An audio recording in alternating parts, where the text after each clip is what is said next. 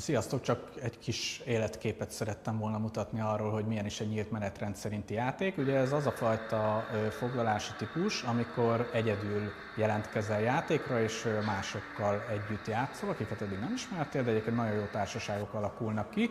Lehetőséged van hozni egyébként saját modelleket is ilyenkor, és most is igazából azért gondoltam, hogy bejelentkezek és megmutatom nektek, hiszen tudjátok, most gyesebb tematikájú hónap van, és a srácokkal most nyomtunk egy nyílt menetrend szerinti játékot, hoztak számos gyeseves mozdonyt, meg vagont is, úgyhogy én nekem le kellett pakolnom egy-kettőt a sajátjaimból, ők meg felrakták az övéket, és gyakorlatilag óránként cserélgettük, és így nyomtunk egy 3 órás játékot. Úgyhogy én javaslom nektek, hogy ha vasútmodell lesztek, de egyébként ha nem, nyilván akkor is érdemes eljönni, nem kell saját vonatot hozni feltétlenül, de tudtok meg.